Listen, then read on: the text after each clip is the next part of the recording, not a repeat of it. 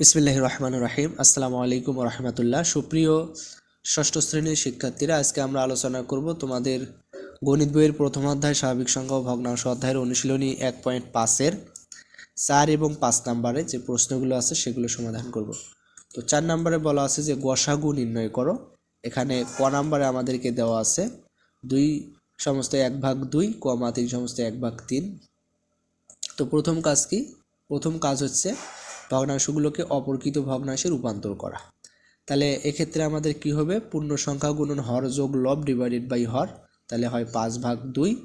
সেমভাবে এই ভগ্নাংশটার ক্ষেত্রে পূর্ণ সংখ্যা গুণন হর যোগ লব ডিভাইডেড বাই হর, তাহলে হয় 10/3।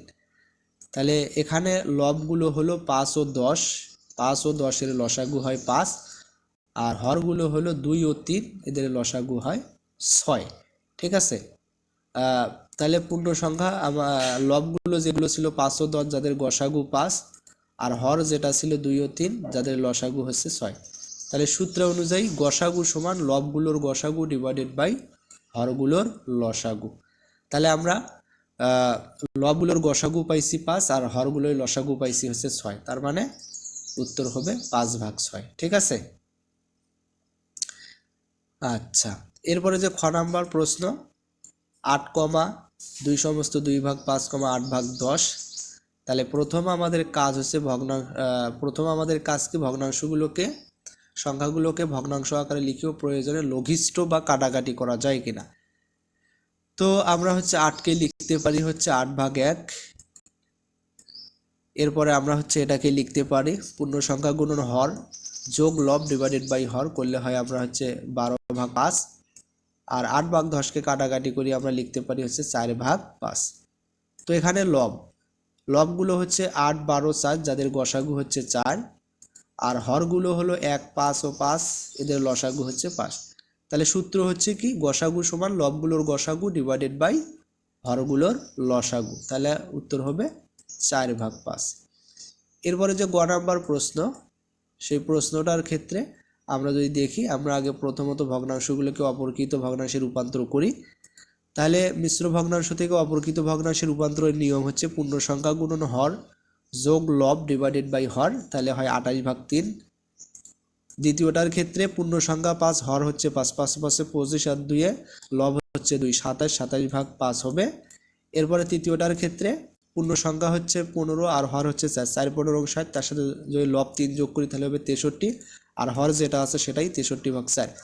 এখন হচ্ছে এখানে লব কে 28, 27 আর হচ্ছে 63। তাহলে 28, 27 আর 63 এর মধ্যে 1 ছাড়া কোনো সাধারণ গুণনীয়ক নাই, তাই আমরা বলতে পারি লবগুলোর গসাগু হবে 1। আর হরগুলো হলো 3, 5 ও 4, এদের লসাগু কত হবে? লসাগু হবে 60। তাহলে সূত্র অনুযায়ী গসাগু সমান লবগুলোর গসাগু ডিভাইডেড বাই হরগুলোর লসাগু, তাহলে এক্ষেত্রে আমরা পাই হচ্ছে 1/60। এরপরে 5 নম্বরে বলা আছে লসাগু নির্ণয় করো। তাহলে ক নম্বরে দেওয়া আছে 5 সমস্ত 1/4, 1 সমস্ত 1/8। তাহলে প্রথম কাজ কি? মিশ্র ভগ্নাংশগুলোকে অপরকৃত ভগ্নাংশে রূপান্তর করা। তাহলে অপরকৃত ভগ্নাংশে রূপান্তরের নিয়ম পূর্ণ সংখ্যা গুণন হর যোগ লব ডিভাইডেড বাই হর, তাহলে আমাদের এখান থেকে পাই 21/4। আর এটার ক্ষেত্রে আমরা পাই পূর্ণ সংখ্যা গুণন হর যোগ লব ডিভাইডেড বাই হর করলে আমরা পাই হচ্ছে,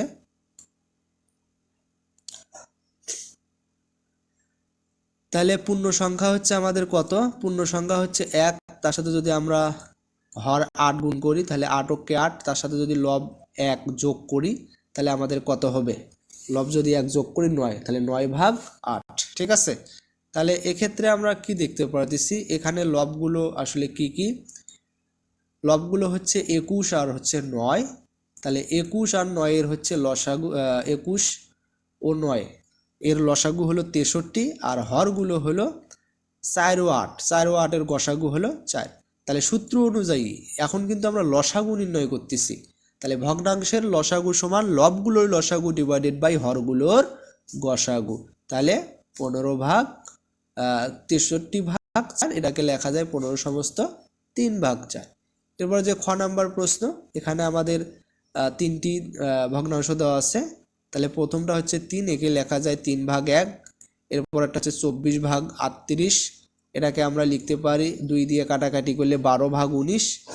এরপরেরটা হচ্ছে 15/37, এটা যেমন আছে তেমনই থাকবে যেহেতু কাটাকাটি যায় না। তো এখানে লবগুলো 3, 12, 15, তো এদের লসাগু হচ্ছে 60। এরপরে হরগুলো হলো 1, 19 ও 34।